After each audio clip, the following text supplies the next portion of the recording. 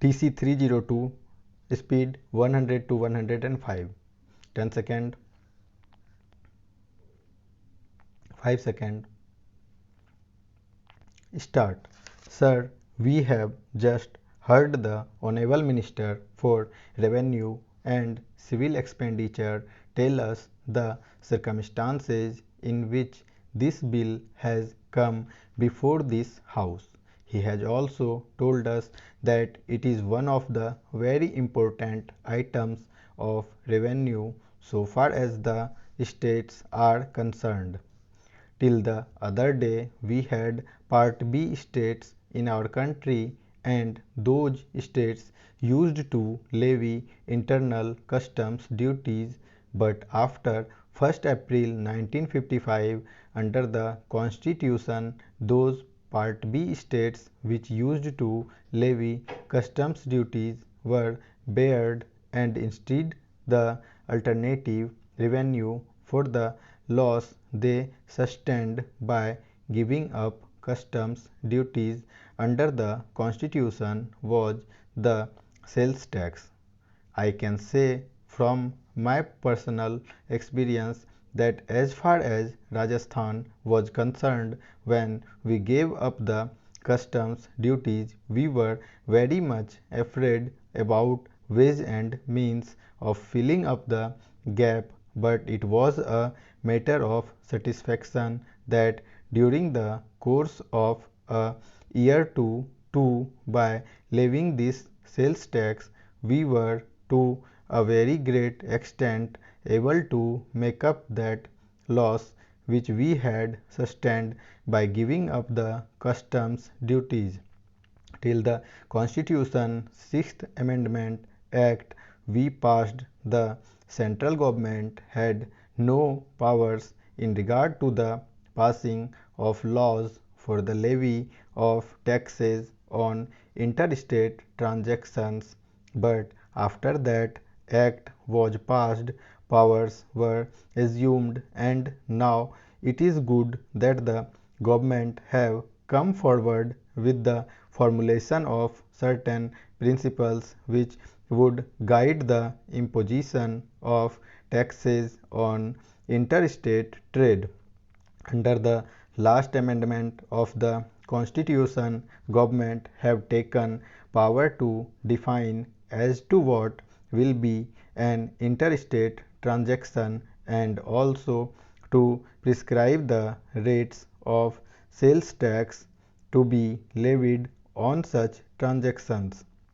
The bill provides that in the case of certain important items, the state governments can impose a sales tax of 2% and not more, while on transactions between registered dealers there would be a uniform levy of 1%.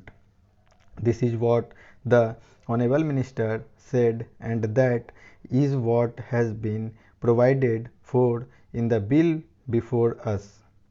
One anomaly that we are seeing is that the tax varies from state to state.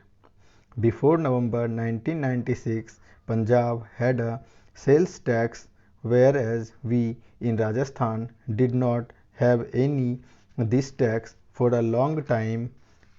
Sir, the repeal of the Essential Goods Declaration and Regulation of Tax on Sale or Purchase Act 2002 would mean that articles which are not liable to taxation will be taxed now. The Honorable Minister mentioned about the repeal of this act and further mentioned a number of articles which were essential, but under clause 14 of the bill before us there are only 6 items which have been declared as articles of special importance for purpose of interstate trade or commerce. The state governments are expected to raise their revenue to meet their expanding expenditure. The Honorable Minister has just now said that they are the representatives of the people and that they themselves would see that they do not levy heavy taxes, as otherwise they will become unpopular in their own constituencies and with the people who elected them. Sir, I would like the Honorable Minister to look into the proceedings of the Rajasthan Assembly for the last 2 years. In a hurry to raise more money, they had passed certain bills imposing tax on the sale of certain articles. An agitation took place and they had to change the laws. They added certain more items and then again an agitation took place resulting in those items having to be dropped again. If we look into the proceedings of the Rajasthan Assembly for the last 2 years, we would find that the original act had been changed so much in the course of this period that it would be very difficult to recognize the original one. So long as there is a one party government in this country, this sort of argument would not carry weight. When there are two parties equally balanced, then this argument would count, but in the present circumstances, this argument will not count. I would like in this connection to know from the Honorable Minister as to whether government got power to add any items to the list included in clause 14 if they consider that certain states are levying a heavy sales tax on them without of course amending this bill.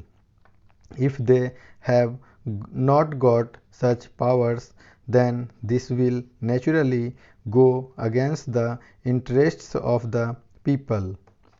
Lastly, I come to the question of food grains. The Honorable Minister referred to the various meetings that seemed to have taken place between the various finance ministers and between the various chief ministers of states. They were very adamant that these items in clause 14 should not be expended. I would submit that the argument which has been given by the Honorable Minister is not convincing.